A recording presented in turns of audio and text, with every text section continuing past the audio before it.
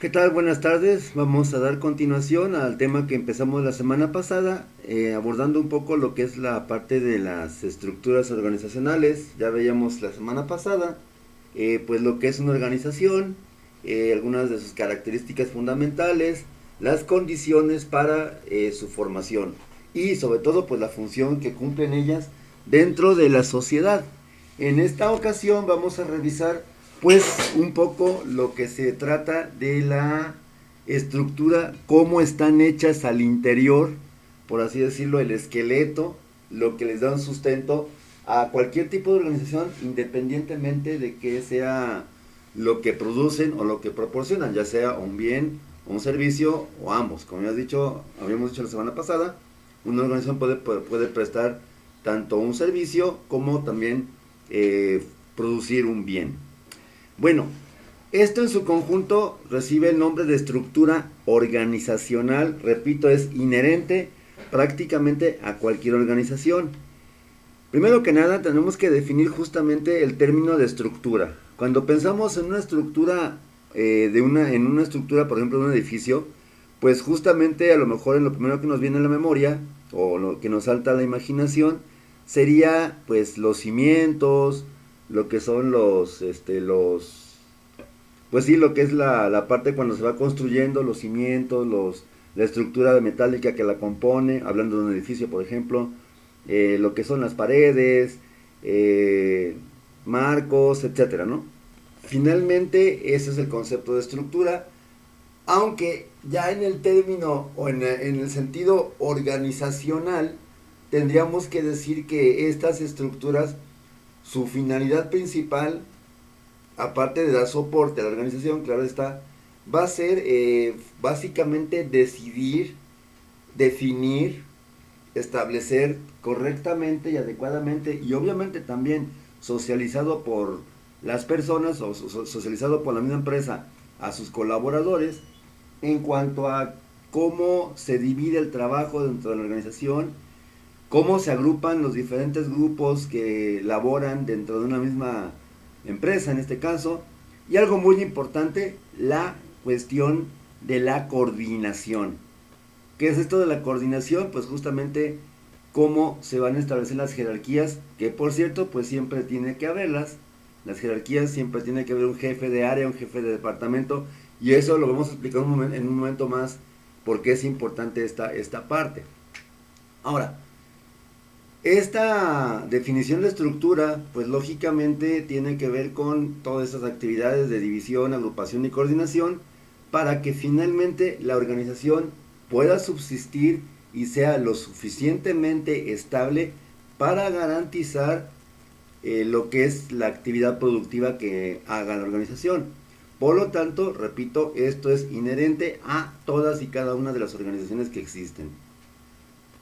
Estas estructuras o esta estructura se va a componer de 6 elementos claves.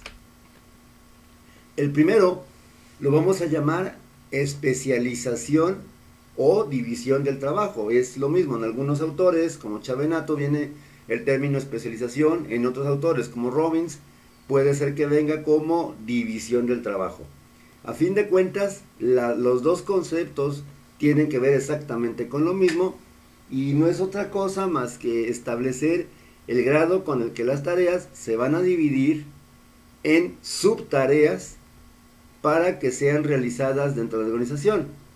Un ejemplo que suelo poner al respecto dentro de lo que es esta parte de la especialización de trabajo, bueno, finalmente en una empresa, aunque a mí me guste mucho estar trabajando en un área o en un departamento, cuando yo entro a laborar en ella, en una organización, pues lógicamente me van a colocar en aquel puesto que, bueno, obviamente sea afín a mis capacidades físicas e intelectuales y de experiencia también.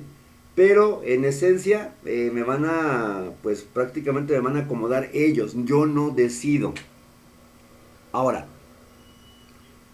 en ese sentido va a ser necesario considerar lo siguiente. Imaginémonos por un momento una fiesta.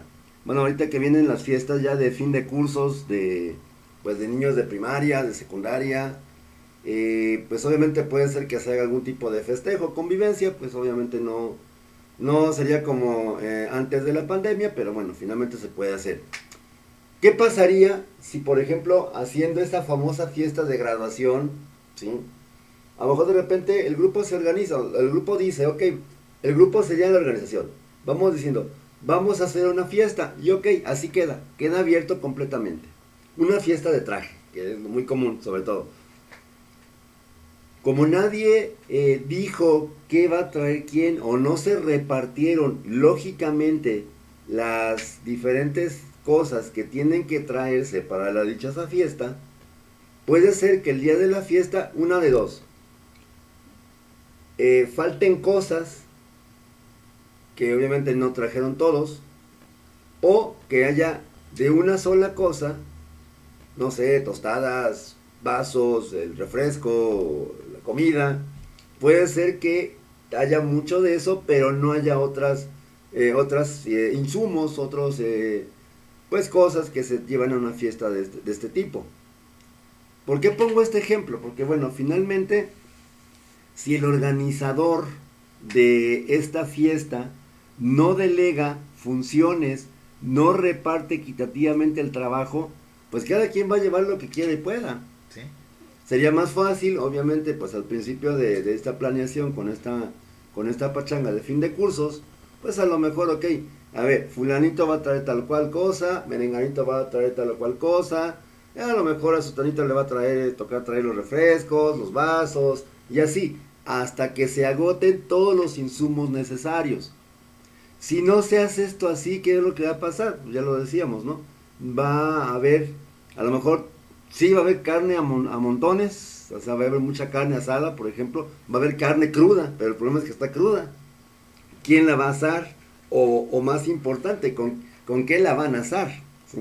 Digo, puede ser que en ese momento se haya otra organización, pues así, en express, así como que muy así a lo que emerge en ese momento, pero en esencia pues va a estar incompleta la fiesta, porque ok, bueno, sí, ok, compramos ya el carbón, compramos, no sé, los desechables, etcétera, la cebolla, que el chorizo, que el especias, qué sé yo.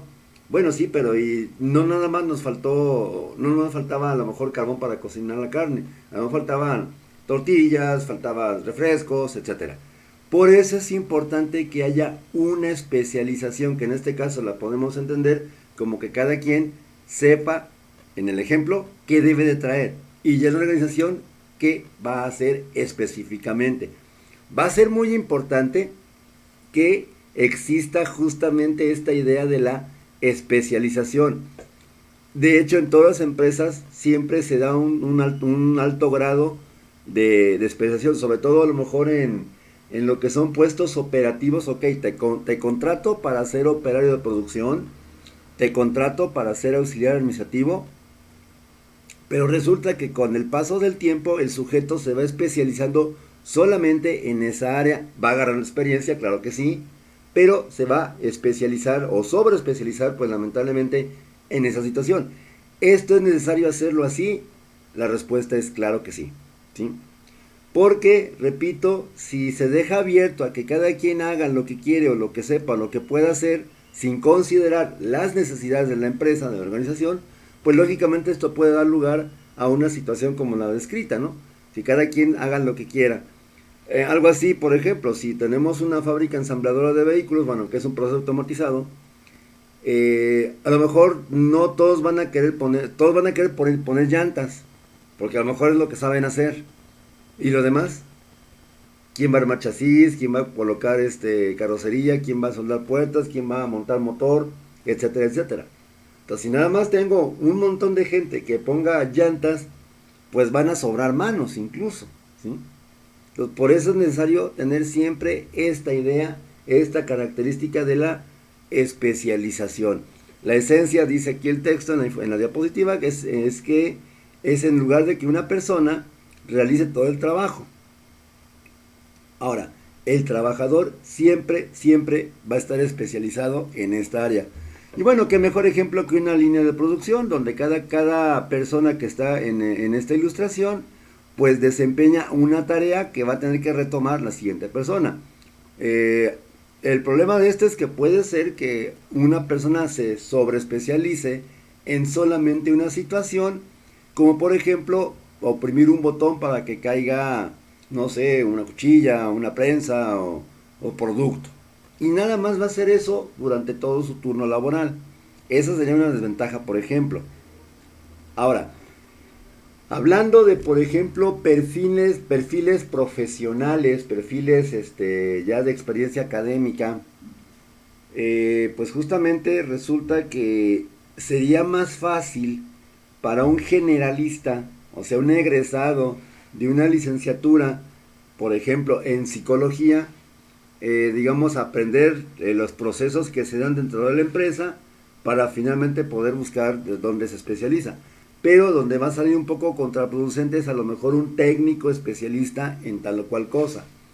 En muchas empresas, sobre todo el giro electrónico aquí en Guadalajara, pues tenemos esta situación, que finalmente las personas son técnicos especializados en cierta área y el problema va a ser ese, que solamente van a poder encontrar un trabajo, un empleo en ese campo donde tienen experiencia. Sin embargo, si los pones en otros campos donde no tengan experiencia, posiblemente o no den la medida, o sea, finalmente no den el ancho con el trabajo, o simplemente pues no lo van a hacer bien y pues por lo tanto va a ser una pérdida también para la empresa y pues finalmente también para el trabajador. Bien, otro concepto que tiene relación con lo que es la especialización sería la departamentalización. En este caso, cuando hablamos de departamentalizar, hablamos finalmente de agrupar varios puestos de una manera racional, de una manera lógica, siempre y cuando estos puestos sean afines a la área, afines al área de producción. Es decir, agrupar puestos o departamentalizar puestos tiene como ventaja inmediata para las organizaciones poder coordinar con mayor eficacia las tareas. Por ejemplo, hablando de producción otra vez, en lo que es a lo mejor empresas electrónicas, pues lógicamente el departamento de calidad se va a encargar de monitorizar el trabajo de esa parte del proceso, de ese departamento en lo concreto, ¿sí? Entonces, esto es la función y la esencia de la departamentalización, agrupar puestos afines dentro de un mismo proceso para poder coordinar de manera mucho más eficiente las diversas tareas que va a realizar el personal. Comúnmente, no coloquialmente, comúnmente hemos visto, yo creo, todos diferentes formas de departamento. Y ahorita vamos a ver por qué creo que todos lo hemos visto. Departamentalización por funciones. En este caso, cuando hablamos de una departamentalización por funciones, significa prácticamente que en ese puesto, en ese departamento están los expertos en tal o cual tarea, tal o cual función. Y más en concreto, función.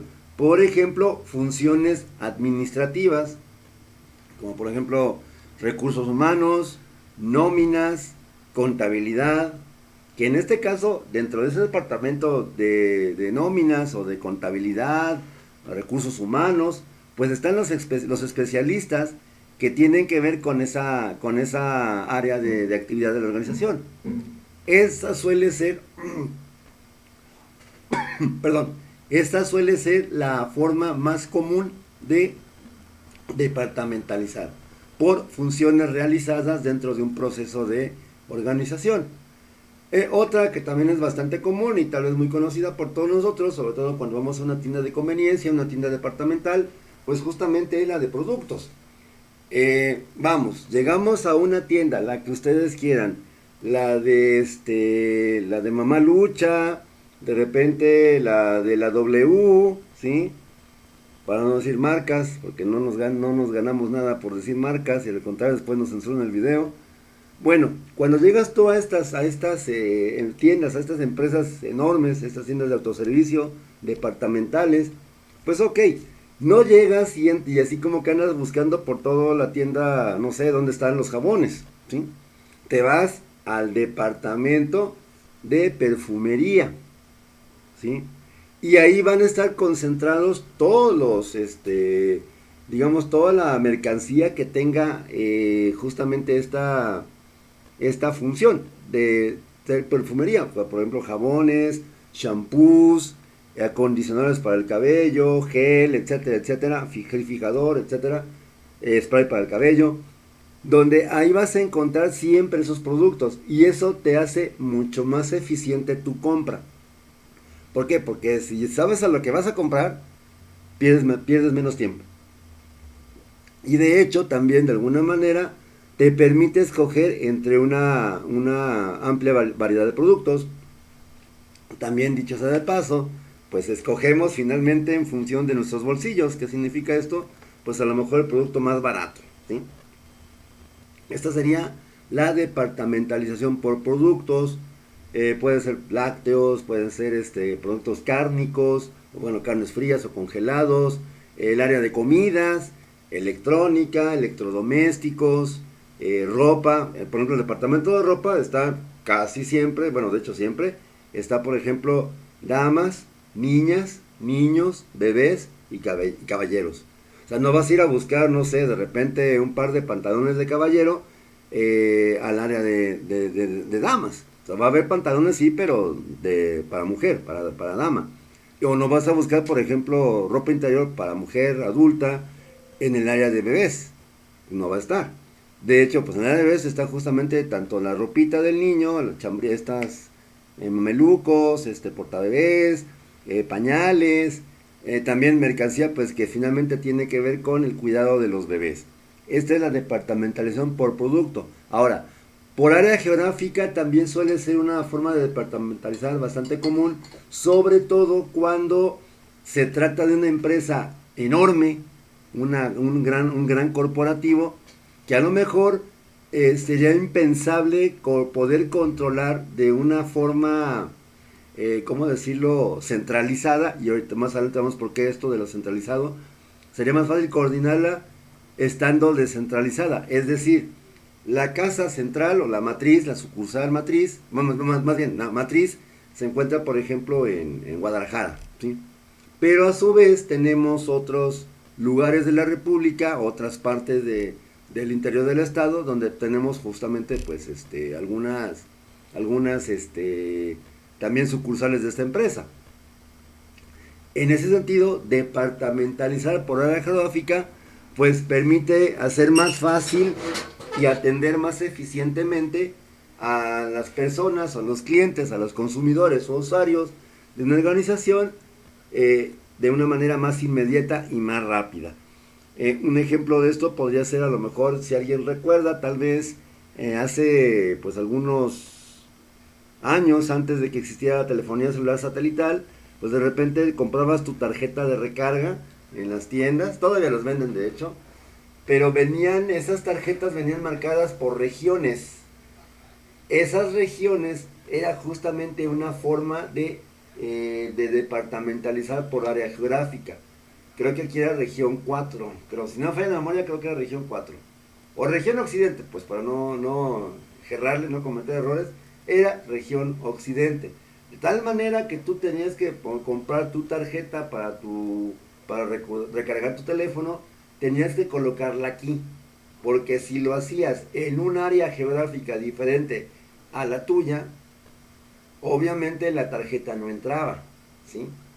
Entonces, eso porque finalmente, pues a lo mejor en ese momento, estoy hablando que más o menos los años 1990, bueno, del 90 y tantos para adelante, los 2000, tal vez los primeros años de la década del 2000, pues era bastante común que pues existieran las tarjetas de recarga, las ponías tú, raspabas el código, lo ingresabas y pues ya estaba cargado con saldo tu teléfono.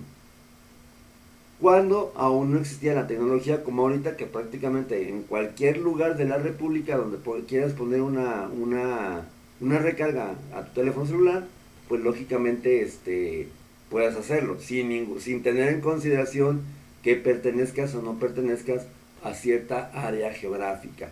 Entonces sería pues la departamentación por geografía. Otro ejemplo es una compañía, bueno, una empresa televisiva nacional que su logotipo es una estrella, para no, repito, para no hacer promoción a nadie, promoción gratuita. Ok, tenemos aquí pues una filial, bueno, de hecho son dos, la del Cerro de la Jusco, que tiene nombre de tribu mexicana, ¿sí? O de cultura mexicana, y la otra que es la de las estrellas. Entonces, las dos tienen repetidora, en este caso, repetidora de la señal.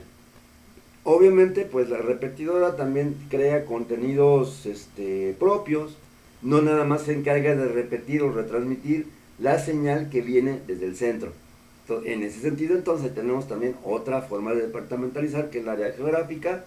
Ok, la señal llega a una sucursal, en este caso sería, bueno, las dos empresas televisivas por excelencia aquí en la zona metropolitana, una que está por López Mateos y otra que está por ahí por la Colonia Moderna.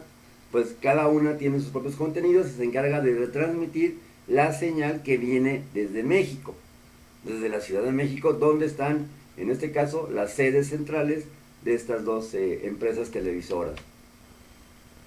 Bueno, otra pues bastante común, y que también todo el mundo conocemos, es la departamentalización por clientela. Bueno, igual, sobre todo cuando es temporada de Navidad, en Año Nuevo, pues esta cuestión de los juguetes para los niños, para los hijos, etcétera, los sobrinitos, qué sé yo.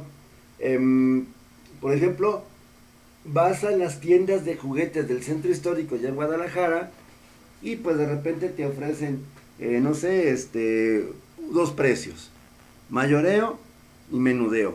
O sea, a menudeo te sale más caro que a mayoreo, pero el mayoreo pues tienen que ser, me ha tocado ver algunas variantes de esto, por ejemplo, más de 3 piezas iguales o más de 6 piezas diferentes y te dan un precio de mayoreo, ¿sí? Ese es justamente el tipo de clientela, ¿no? Allá hablaremos clientes mayoristas, clientes minoristas, de repente también habría medio mayoreo, pero también puede ser, por ejemplo, algún tipo de clasificación que obedezca, por ejemplo, a la edad de las personas. Por ejemplo, a lo mejor quienes se encargan de hacer exclusivamente ropa para niños, ¿sí? Obviamente pues eso va a ser solamente ropa para los bebés, para los niños hasta la adolescencia. Quienes se encargan de manufacturar, por ejemplo, ropa para dama nada más, no tienen mercado para caballeros ni para niños. Y así, puede ser muchos ejemplos. También, por ejemplo, hablando de esto de la ropa de niños, por ejemplo, tenemos lo de las casas especializadas en uniformes escolares, ¿sí? O en uniformes en lo general. Ahí no vas a encontrar ropa de moda, o sea, vas a encontrar ropa de los diferentes uniformes que existen aquí en la zona metropolitana. También eso es una departamentalización por clientela. Lógicamente, la ventaja de este tipo de departamentalización consiste en que permite a la organización pues enfocarse en un tipo de cliente específico, conocer sus necesidades y pues lógicamente buscar satisfacerlas de manera inmediata. Otro tipo de departamentación tendría que ver con lo que es los procesos que se cumplen al interior dentro de una organización. Esto lo podríamos ver, por ejemplo, en algunas empresas, algunas fábricas, por ejemplo, solamente trabajan el galvanizado, laminado, a lo mejor lo que es investigación, que también sería una forma también de departamentalizar por procesos, calidad, supervisión de calidad, donde cada unidad se encarga exclusivamente de cierto proceso y nada más. Pues supongamos, si se trata por ejemplo de una empresa, una fábrica donde te galvanicen material de tornillería, pues allí van a hacer nada más eso, exclusivamente eso, galvanizado de tornillería. No van a hacer ninguna otra actividad que no tenga que ver con eso. Es decir, este tipo de departamentalización es bastante específico, porque justamente tiene que serlo así para poder brindar un servicio pues adecuado. Otra forma también de departamentalizar sería cuando hacemos proyectos. Un ejemplo de esto sería, ok, empresas que se encargan de subdividir el trabajo y a lo mejor tener una empresa específica, un departamento específico que se encargue de ejecutar cierto trabajo. Más adelante viene, creo que no me acuerdo si es en este tema, en el siguiente tema, viene una parte de un ejemplo que tiene que ver con el cine, con la industria cinematográfica. Bueno, en algunas películas, bueno, más bien para empezar, para poner un poco el antecedente histórico, antes de, pues, de la revolución tecnológica, de las computadoras, de repente de efectos especiales por ordenador, el famoso CGI o la pantalla verde, pues antes para hacer una película pues se requería justamente una enorme cantidad de personas. Igual ahorita, pero el detalle estaba que en los años 40, 50, de los años 30, que fue así como que la época dorada del cine nacional en México, allá en la Ciudad de México, por justamente Estudios Churubusco, era un estudio cinematográfico donde estaban completamente en unas solas instalaciones todos los departamentos encargados de la producción y postproducción de una película. Todo. Desde grabación, cámara, fotografía, sonido, ingeniería de sonido, mezcla, orquestación, musicalización, maquillaje, efectos especiales, etcétera, etcétera, etcétera. ¿Sí? Esto lamentablemente pues hacía que pues si la película no funcionaba como se esperaba, que puede pasar igual siempre, en este caso pues las empresas pues solían tener una pérdida económica bastante fuerte, justamente porque la misma no tuvo el éxito que se esperaba. Actualmente, también con el boom de la tecnología, pues resulta que si ustedes ven se quedan por ejemplo a los títulos, esperando la escena postcrédito por ejemplo, si se quedan a los subtítulos cuando acaba la película, pues van a ver que pasan, en lo general son como unos 7, 8 minutos de todos los departamentos que componen la manufactura de una película, ¿sí? Sonido, CGI, renderizado por computadora, sonido, música, etcétera, etcétera. Maquillaje, efectos especiales, efectos visuales, transportación, camarografía, dirección obviamente, postproducción, editor, etcétera.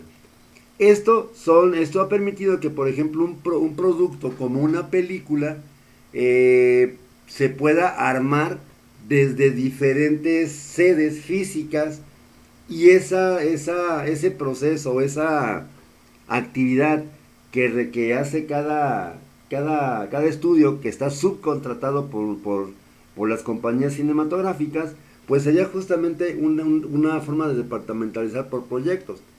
¿Cuánto dura el trabajo para ese tipo de situaciones? Pues solamente lo que se tarda en hacer esa parte del proyecto. Se acaba no sé, supongamos que es postproducción, se acaba postproducción y pues obviamente ya se acaba el trabajo y ya pasa a otro siguiente proceso u otro siguiente proyecto, ¿sí? Entonces ahí tenemos entonces 6 formas de departamentalizar: funciones, por productos, área geográfica, por tipo de cliente, por procesos y por proyectos.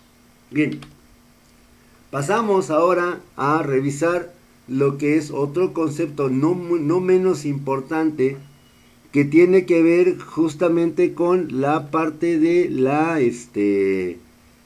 la organización jerárquica que se comentaba en ocasiones anteriores.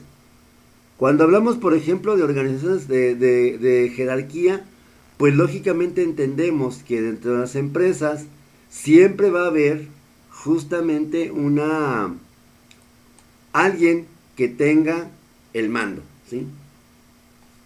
No existe una empresa, por más pequeña que sea incluso, aunque obviamente cuando son empresas pequeñas, pues la cadena de mando es muy muy sencilla, pero siempre en una empresa tiene que existir esto. Este componente de la estructura organizacional va a ser el más importante, porque es el que justamente delimita en esencia la estructura misma de la propia organización, partiendo por ejemplo desde la parte de arriba de una pirámide imaginaria que llamamos organigrama, hasta la parte más abajo, que sería pues a lo mejor empleados de grado, de rango pues operativo, ¿sí? Pero que no tienen ningún tipo de jerarquía a su vez. ¿Qué significa esto? Que la cadena de mando nos va a decir quién hace qué, ¿sí? Quién informa a quién obedece y quién manda, de una manera muy visual, que es lógicamente un organigrama, y obviamente de manera necesaria y obligatoria, pues para justamente agilizar todos los procesos que se llevan a cabo dentro de la parte de la organización. Por ejemplo, tenemos aquí en pantalla tenemos pues el dibujito. Hablamos de un CEO, de un jefe, un jefe supremo, que es la columna, la punta de la pirámide, es la persona que prácticamente tiene todo el poder, y cómo este se va a ir repartiendo hacia abajo hasta llegar a lo que llamamos staff. El staff es justamente el nivel jerárquico más bajo de una organización. Vamos, son las personas que justamente se encargan de hacer el trabajo pesado. Desde el CEO hasta lo que es el manager o encargado, gerente o como le quieran poner, van a ser funciones gerenciales.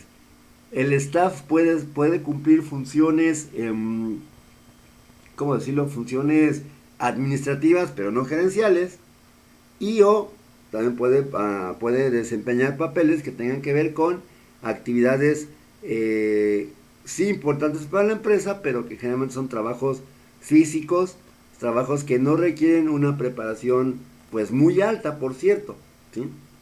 De repente pues es la de producción y a lo mejor intendencia, vigilancia, ¿sí? De hecho, pues justamente en la milicia es donde tenemos como que muy claro esta cadena de mando. Por ejemplo, en las Fuerzas Armadas Nacionales, en las Fuerzas Mexicanas, el jefe supremo del ejército y de todas las Fuerzas Armadas en México va a ser el presidente de la República, quien esté. Aquí no vamos a entrar en complicaciones de que si está el que está o que si el que no está. Bueno, el que esté elegido como presidente de la República y que ostente ese cargo automáticamente se convierte en el jefe supremo de todas las Fuerzas Armadas mexicanas. Ahora, no se espera lógicamente que el presidente vaya pues a empuñar un rifle y vaya, vamos, no es como Día de la Independencia, ya de la película de 1998, que el presidente de los Estados Unidos, junto con Will Smith y no me acuerdo quién más, salvan al mundo de una invasión extraterrestre, pero que el presidente peleó en un avión de combate. No, no esperamos esto aquí en México. En ese sentido, justamente el presidente va a tener a su servicio a lo que son los secretarios de la Defensa Nacional, al de Marina, al de las Fuerzas Armadas y a los de la Fuerza Aérea, ¿sí? Estos van a ser sus brazos derechos, que van a permitir justamente a partir de ellos ejecutar las decisiones que se tomen en la parte, pues ahora sí como la parte presidencial. De tal manera que pues obviamente de los secretarios de la defensa, o sea, los secretarios de las Fuerzas Armadas, pues lógicamente ellos van a tener a su vez pues a sus encargados directos, almirante, general, brigadier, qué sé yo, y de ahí, de ellos, hacia abajo, hasta llegar al marino y al soldado raso, que generalmente ellos no tienen un puesto jerárquico, están en la base de la jerarquía. Digo, se reconoce que su trabajo es importante, claro está, pero esa es su posición en todo esto, en el organigrama. Hay mandos intermedios, sí, de repente cabo, general, almirante, vicealmirante, comandante, etcétera, etcétera, pues capitán, teniente, etcétera, pues son puestos, son lugares donde se desempeña pues esta cadena de mando. Lógicamente cada persona o cada mando tiene a su cargo cierto número, cierta cantidad de personas, sobre todo para facilitar la coordinación. ¿Qué sería, por ejemplo, de las Fuerzas Armadas si solamente existiera un general en jefe de todas ellas? Es decir, nada más una persona. Pues lógicamente todas las Fuerzas Armadas dependerían al 100% de lo que diga esa persona, que sería la persona con más autoridad para este fin de comandar las Fuerzas Armadas mexicanas. ¿Vale? Un concepto, por ejemplo, aquí tenemos un organigrama bastante sencillo de entender, que justamente habla de una línea continua de autoridad. Ok, el gerente es el que está hasta arriba y arriba de él ya no hay nadie más, ¿sí? Vamos pensando que esta persona que está en gerente tiene el máximo poder dentro de la organización. A su vez, él va a tener a su cargo en orden vertical descendente a tres encargados de un departamento: finanzas, producción y recursos humanos, ¿sí? Y a su vez, cada uno de los encargados de estos departamentos tendría pues su propio personal en cada uno de ellos. Por ejemplo, en finanzas, pues el contador. ¿A quién va a obedecer el contador? Pues finalmente al jefe de nóminas. ¿A quién va a obedecer el empleado? Pues a lo mejor al supervisor, al capataz o al técnico encargado. ¿A quién van a obedecer los recursos humanos? Bueno, ahí no aplica. Bueno, en este caso, lo que es secretaria, pues que en este caso sería a lo mejor la representante o la persona que de alguna manera trabaja colaborativamente con el encargado del área de recursos humanos. Eso sería justamente lo que tiene que ver con la departamentalización, perdón, la cadena de mando. Pero a su vez, esta cadena de mando tiene dos condiciones que se tienen que cumplir siempre al pie de la letra y de una manera muy precisa y muy exacta. La primera, la noción de autoridad. La noción de autoridad es un derecho que va a tener la persona que ocupa un cargo de nivel gerencial, ya sea delegado por alguien con más poder o no, pero finalmente es un derecho que va a tener esa persona que ostenta el puesto de, por ejemplo, poder mandar a alguien y esperar que justamente se cumpla lo que está diciendo. Es decir, soy el gerente general de las empresas Autotransportes Guajoloteros de Occidente SADCB, ¿sí? Bueno, yo espero que los encargados de nóminas, los encargados de supervisión médica, los encargados de los choferes, los de mantenimiento, los equipajeros, etcétera, pues me obedezcan, porque yo soy el gerente general. Solamente por esa situación. Eso es la idea de autoridad. Más adelante, para digamos de alguna manera emocionarnos un poco con este tema tan apasionante que es el liderazgo.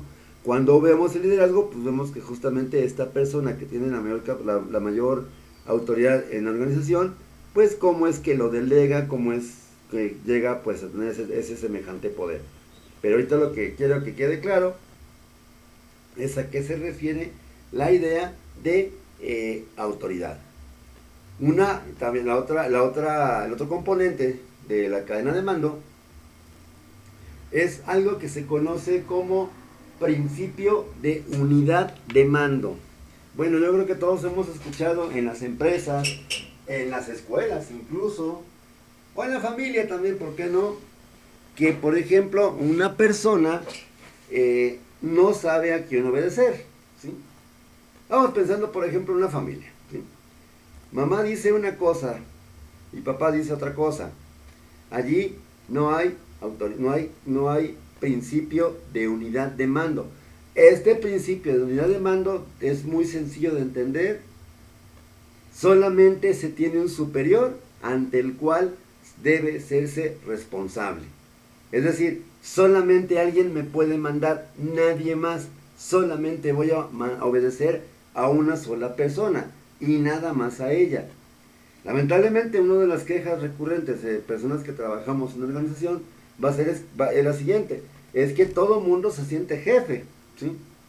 La de nóminas me quiere mandar, la de producción me quiere decir qué es lo que voy a hacer, mi jefe inmediato de recursos humanos que tengo que estar haciendo en producción, quién sabe, pero bueno, esto lamentablemente, aunque suene chistoso, pues es uno de los peores errores que afectan la sana vida laboral, el no tener un principio de unidad de mando.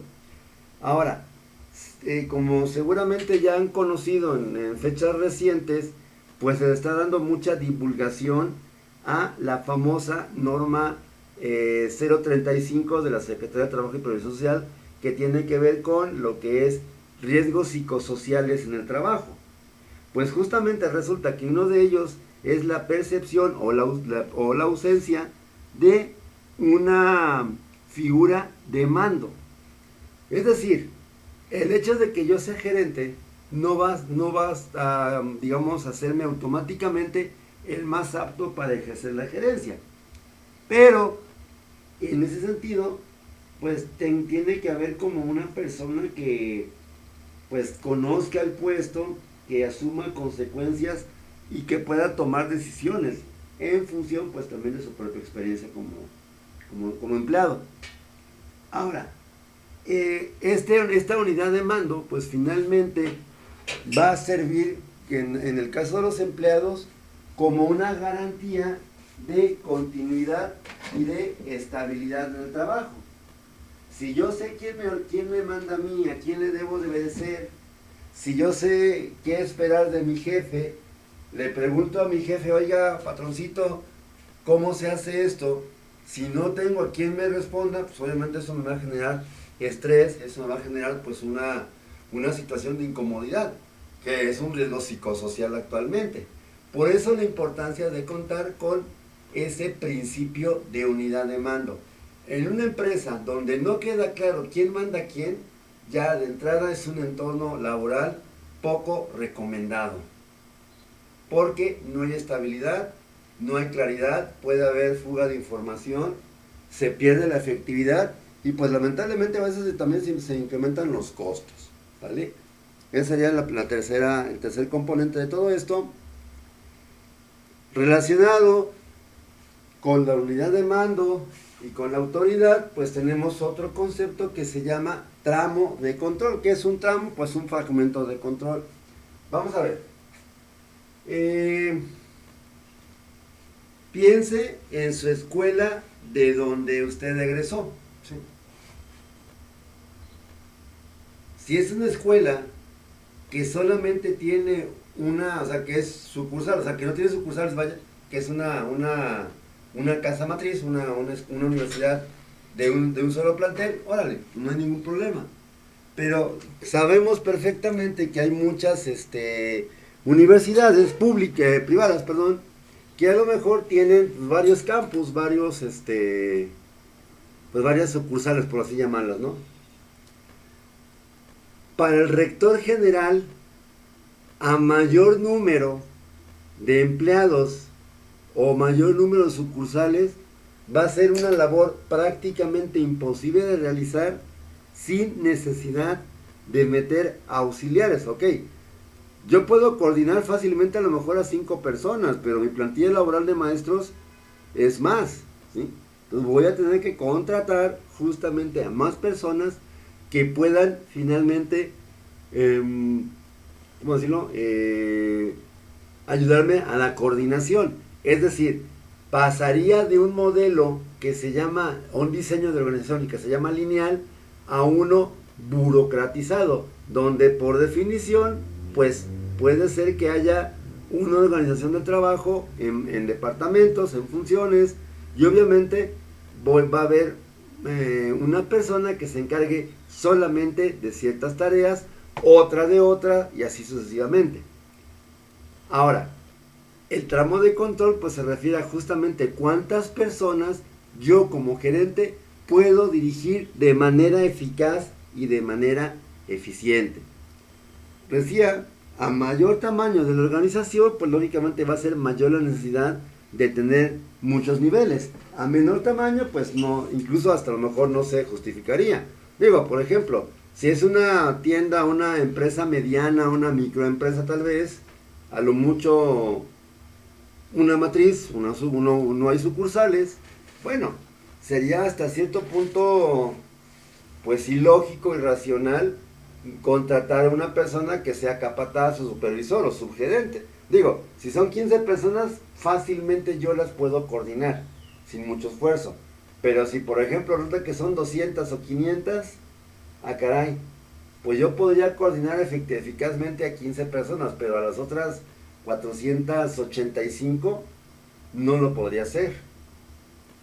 Y esto pues finalmente es una realidad también latente en las organizaciones, contar con un tramo de control adecuado para el tamaño de la organización que me permita sobre todo pues justamente tomar decisiones racionales y pues también obviamente ir cumpliendo paulatinamente los requisitos que se van teniendo en cuanto a lo que se tiene que producir. En este caso la desventaja es la siguiente. Hay dos tipos de tramos de control, un tramo, lo que es el tramo estrecho y un tramo amplio. En el caso del... me equivoqué. Creo que está. En el caso del tramo estrecho, bueno, en el caso del tramo estrecho, por ejemplo, es un supervisor a lo mejor para 5 personas o para 3 personas. Pues en realidad a lo mejor este tipo de acomodo laboral pues realmente no meritaría la razón de haberme elegido a mí como por ejemplo supervisor de ellos. ¿Por qué? Porque mi jefe inmediato, o sea quien me contrató a mí, directamente puede encargarse de coordinar a esas 5 personas. Ahora, si en lugar de 5 fueran 500, bueno, ahí ya cambia la cosa, porque el patrón, el dueño de la empresa, el director, el director administrativo, perdón, o el gerente, finalmente va a tener complicaciones para satisfacer adecuadamente lo que son las tareas que va a cumplir el grupo. Entonces, por eso la necesidad de contar siempre con un tramo de control. Ahora, tramos muy amplios, dice por acá, reducen la eficacia de la organización por falta de supervisión. De alguna manera, pues obviamente gasto de más, pero por el contrario, tramos pequeños de repente complican mucho la toma de decisiones y pues finalmente también lo que es la parte de la autonomía del propio personal. Entonces va a ser necesario entonces entender que cuando hablamos de un tramo de control nos referimos, número 1, pues a cuántas personas puedo coordinar eficazmente, y número 2, que dependiendo del tamaño de la organización voy a verme la necesidad de elegir más personas, postular más personas o quedarme simplemente con los que ya estaban, ¿sale? Bueno, tal vez la pregunta que esté así como pues pendiente sería, bueno, ¿y cómo saber cuándo es un tramo amplio, cuándo es un tramo estrecho? Ok, vamos a ver. Tenemos, de acuerdo en esta figura, que de esta figura podemos encontrar el libro de Chavenato y de Alberto. Hablamos de tramos de control estrechos, ¿sí? Que son de 4 a 12 personas, ¿sí? ¿Sí? De 4 a 12 personas sería un tramo de control estrecho. ¿Un gerente puede coordinarlos eficazmente? La respuesta es sí. Que no lo hagas otra cosa diferente, aquí no lo discutimos. Aquí el punto es entender eso. Que justamente un tramo de control estrecho sería de 4 a 12 personas nada más. Si en la empresa de repente resulta que es una microempresa, a lo mejor es un changarro, una tiendita, una tortillería, una carnicería, qué sé yo, una tienda de abarrotes, pues ok, yo mismo me encargo de todo, ¿sí? Y a lo mejor contrato pues a lo mucho a 2 personas que hagan el trabajo pesado, tal vez. Yo como dueño puedo monitorizar estrechamente a mi personal. Y suele pasar muchas veces que en este tipo de tramos de control estrecho, pues el gerente, el dueño de la organización, pues se encuentre presente físicamente ahí en la organización.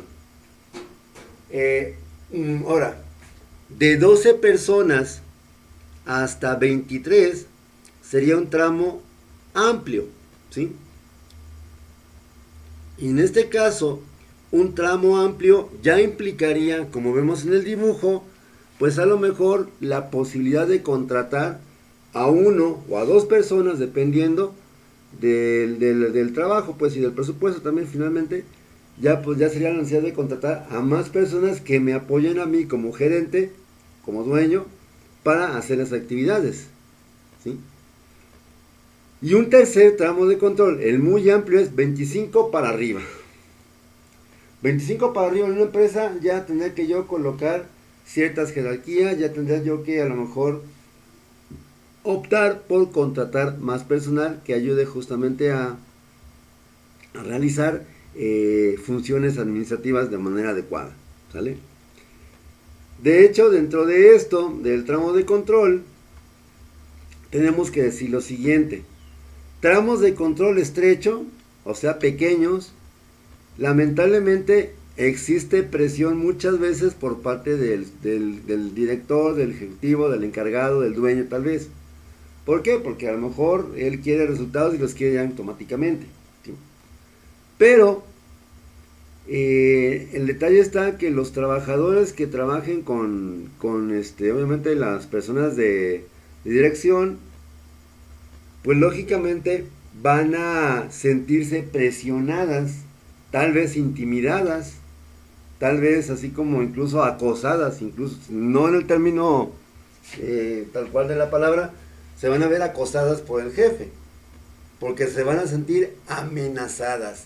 Yo invitaría que en bueno, después de esta presentación, pues busquen el efecto de Hawthorne ya sea en internet, ya sea videos o ya sea artículos en internet. Este efecto de Hawthorne básicamente nos dice que la mayoría de nosotros, pues cuando nos vemos presionados por alguien más, nos comportamos de una manera muy diferente a cuando nos sentimos la presencia de ese otro. Algo muy sencillo: si tú trabajas y de repente llega tu jefe y pues está así como que echándose vueltas en la tienda o en la empresa, o así como que de repente pues se te queda viendo a ver qué estás haciendo, etcétera, etcétera, invariablemente vas a empezar a sentir pasos en la azotea, de repente te puedes entrar así como en la ansiedad, el miedo, justamente porque te estás sintiendo acosado. Repito, aunque el dueño no lo esté haciendo en realidad en el sentido, digamos, negativo del término acosado, ¿sí? Esa sería una desventaja del tramo de control estrecho. El tramo amplio, pues obviamente entre menos personas designadas por la dirección general sean, pues hoy sí, ok, repito, son dos supervisores nada más o dos subgerentes para 100 personas, pues van a ser bastantes personas que no voy a poder coordinar de manera eficiente, ¿sí? Eso sería una situación, digamos así, problemática que se puede presentar en esto de los tramos de control administrativo. Bueno, lo que señalaba anteriormente con relación a la centralización y descentralización. Podríamos decir que la centralización, para entenderla fácilmente, es una empresa que tiene solamente una sucursal, no hay más bien una sola tienda, solamente una unidad, no hay sucursales. Pero digamos, lo que da la definición en sí mismo de centralización es que finalmente en la persona del dueño, en la persona del encargado, recae tanto la toma de decisiones en la empresa como pues, a lo mejor la cuestión administrativa en lo general, ¿sí? Eso sería el centralismo. Es decir, Es una empresa que tiene, decíamos la empresa que ficticia que creía hace un rato, la de Autotransportes Guajoloteros de Occidente, SADCB. Ok, resulta que yo soy el dueño de esa empresa, ojalá, soy el dueño de esa empresa, a lo mejor pues es una empresa no muy grande, tal vez mediana, ¿sí? Pero eso sí, a lo mejor tengo una o dos sucursales, pero eso sí, todo lo que pase dentro de las sucursales que haya, aunque sean dos, lo tengo que conocer yo antes de tomar decisiones. Algo muy sencillo. Resulta que a lo mejor un coche, un carro, pues un camión transportador se descompuso y pues obviamente el chofer, el operador, pues no podría actuar sin un consentimiento o sin una autorización de a lo mejor ir no sé, al pueblo más cercano a recibir atención mecánica, ¿sí? Es más, tendría que esperarse a que llegue ya sea el mecánico de la empresa autorizado para tal fin. Esto es justamente la centralización. Cuando solamente una persona o pequeño grupo muy reducido de personas son las que se encargan de tomar las decisiones y las iniciativas, ¿sí? Sin, hablando, dicho sea de paso, pues, sin que los demás trabajadores tengan absolutamente ninguna opinión o ningún peso en las mismas. Eso sería la centralización. Por lo tanto, la descentralización sería, pues lógicamente lo opuesto, cuando por ejemplo volviendo con las tiendas, cada tienda o cada unidad o sucursal tiene un funcionamiento autónomo. Habría que decirlo, nuestro gobierno actual está descentralizado. Es decir, no tenemos que ir hasta la capital de la República, la Ciudad de México, a resolver un trámite a lo mejor estatal, ¿sí? O por ejemplo, vamos pensando el Infonavit, ¿sí? Si tienes tú algún problema, negociar, etcétera, etcétera, pues lo puedes hacer aquí directamente con los asesores, ¿sí? Y es que están ahí ¿cómo se llama? Se fue el rumbo. Bueno, están ahí cerca arriba de López Mateos, ¿sí? Ahí por donde está Vallarta, ¿sí? Yo me acuerdo, por la zona de Vallarta, antes de la Gran Plaza. Bueno, ahí tú vas, si tienes algún pendiente con el Infonavit, algún convenio, etcétera, etcétera, pues puedes ir allí y allí a lo mejor recibir la intervención, ¿sí? Pero antes, si tenías algún asunto pendiente, pues tenías que guardar tu dinerito para poderte irte a la República del país, a la capital más bien, a la capital de la República del país, para pues justamente recibir esa atención. Y obviamente en el entendido que durante el viaje o durante el trayecto, pues obviamente el único responsable de esa situación va a ser exclusivamente la autoridad centralizada. Bien.